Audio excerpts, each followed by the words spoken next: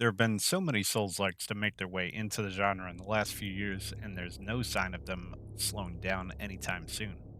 I've had requests for a video of my top 10 Souls-likes, and honestly, I've wanted to do this video for a while, but Souls-likes have just been releasing one after another, but now I've finally found a lull in the releases to sneak this one in.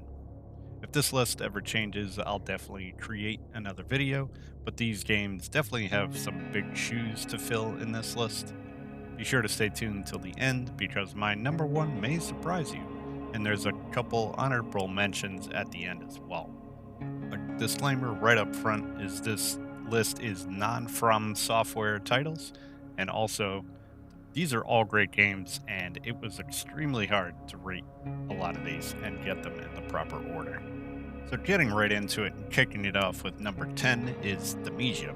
I would say this has Souls like elements, but ultimately it feels more like Sekiro like than anything, mainly because there's a lot of emphasis on deflecting attacks. Much like movies and TV shows, the story is about Hermes, a once thriving kingdom that started to utilize alchemy as an answer to the kingdom's ailments, but it became overused and the kingdom fell into calamity. You play as Corvus, the kingdom's last hope. You must collect your lost memories and save the kingdom. Things that really stand out in the game are the combat, free respec of skill points, and the vast amount of special weapons that are utilized as abilities. So, definitely a fair amount of versatility based on your preferred playstyle. Enemy variety is a bit lacking, however, it is a pretty short game, so I won't fault the game too much there.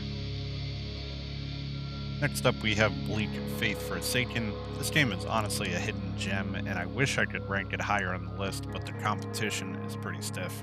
In this vast interconnected world that is the Omni structure, an anomaly lies at the center that is malfunctioning and is the cause of turning the world as we know it now into the bleak and desolate world populated by Forsaken, which is what humanity has turned into. The game is developed by a three-man team, and when it launched in March 2023, I think it should have been announced as early access, but it wasn't, and I think unfortunately it got a lot of bad reviews because of that. A year and a half later, the game released on consoles, and it was an absolute pleasure to play. Tons of work has gone into it, and it's in a much better place. The game still has some jank, but I can completely overlook that considering how much fun I had with the game. Build variety and the exploration of the massive interconnected world of the Omni structure are what keeps me coming back for more. DLC is rumored to be coming sometime this year. Be sure to check out the walkthrough on the channel as well. At number 8, we have Notri, The Last Song. Based on the Commedia dell'arte, the beginning of professional theater during the Renaissance era, Notria tells the story of how the world has been gripped by a malevolent force known as the Canavaccio and plunged the world into an eternal play. We play as the massless one, a character that does not have a role for this play, and it's up to us to free the world from stagnation. The game flips the typical Souls-like environmental formula on its head and creates a sunny Souls-like based on the Italian folklore. Build diversity and what the developers have created here make the game really shine. They insert an elemental rock paper scissors system in a parry-centric combat game to create elemental and status effects that are very different than any other Souls-like. This is the kind of thing that the game genre needs these days. The game does still have bugs, however, the developers are hard at work at correcting this, as well as the DLC and other upcoming content and improvements to the game. Be sure to check out the walkthrough on the channel, as well as lots of build videos and other guides. At number 7, we have Code Vein, which is about in the not so distant future, a mysterious disaster has brought collapse to the world as we know it. At the center of the destruction is a hidden society of remnants, which are called the Vein. They fight to survive, blessed with the gifts of power in exchange for their memories and a thirst for blood against the lost, who are devoid of all humanity. We, the player, fight to escape the nightmare and unlock our past. Now, normally I'm not a fan of anime, but I bought the game for like $4 on a holiday sale and had an absolute blast with it. Combat is solid, build diversity is great, and lots of great exploration to be had. With the ever growing population of Souls-likes, we are starting to see inspirations from this list, and not just inspiration from Dark Souls itself. This is one title that's getting some Code Vein lights, if you will, which are AI Limit and Lost Soul Aside, although that one looks a little more like it's mixed up with Devil May Cry as well.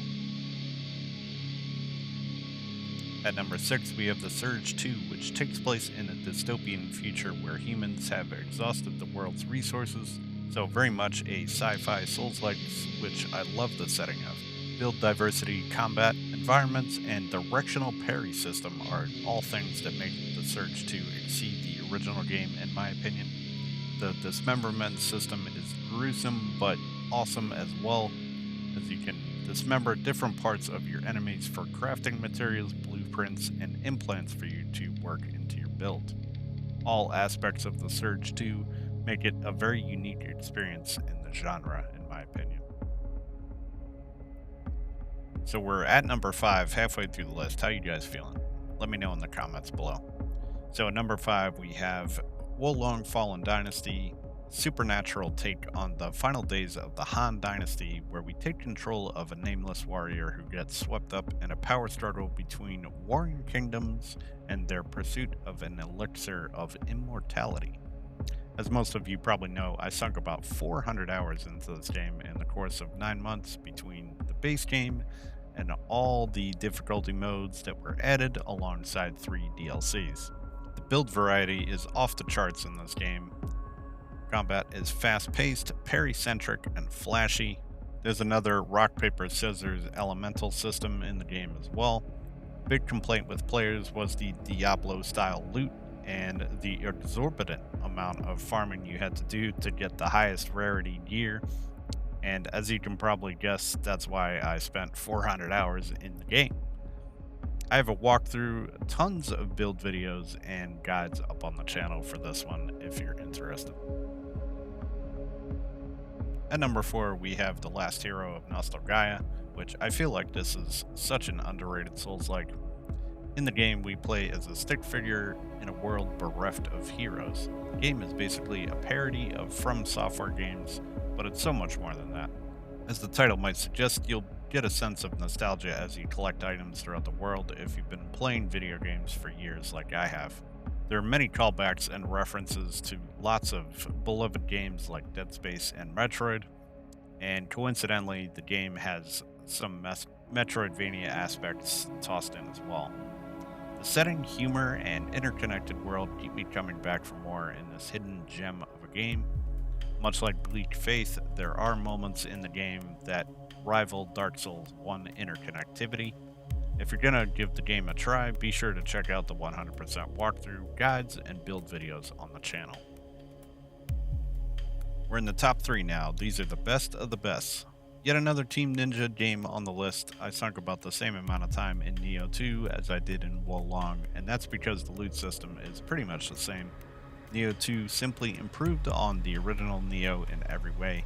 We play as a mercenary who's been hired to hunt down yokai, which are demons basically if you don't know anything about Nioh. The sheer amount of build variety, great environments, and combat that is top tier in my opinion are what make Nioh 2 shine in the top 3.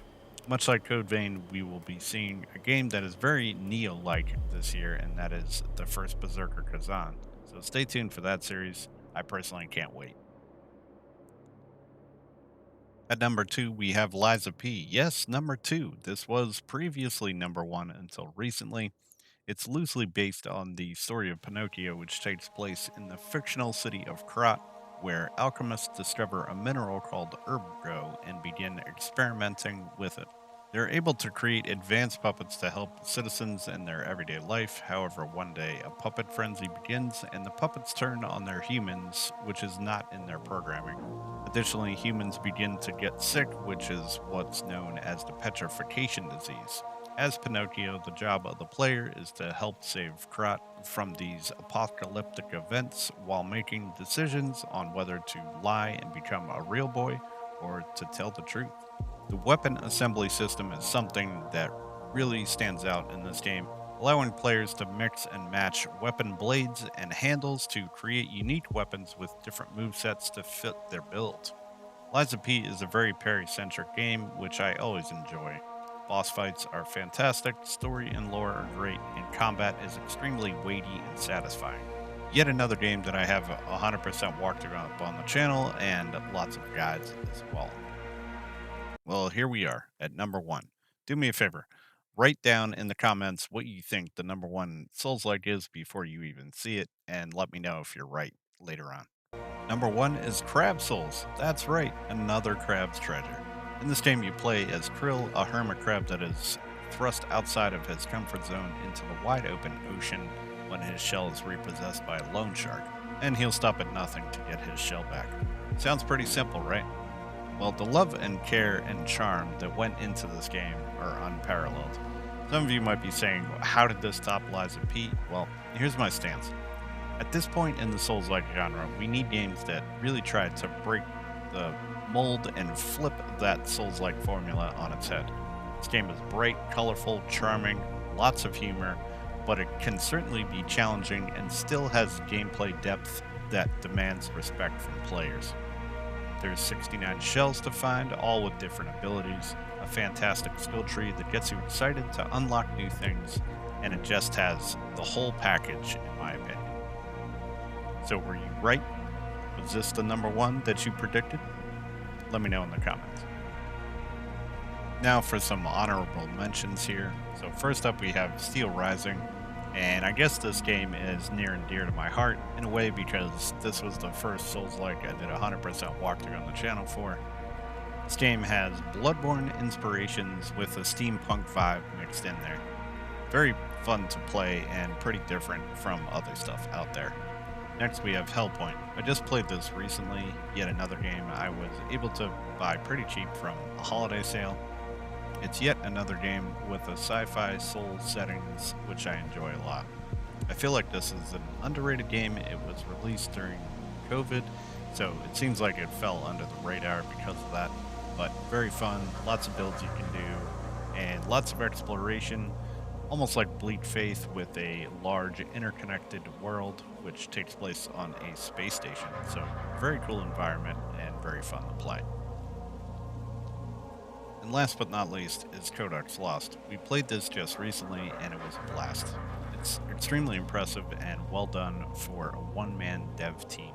It's definitely very different in the fact that you play solely as a mage in this Souls-like, and it was fun and challenging, I felt, to do that. So that is going to do it for my top 10 Souls-likes. What do you guys think? Do you guys agree? Do you disagree? Let me know what your top 10 looks like in the comments. I'm extremely interested to know. I'll of course make an updated video, like I said, if the list ever changes, but I feel like this is a pretty stacked list with lots of big shoes to fill.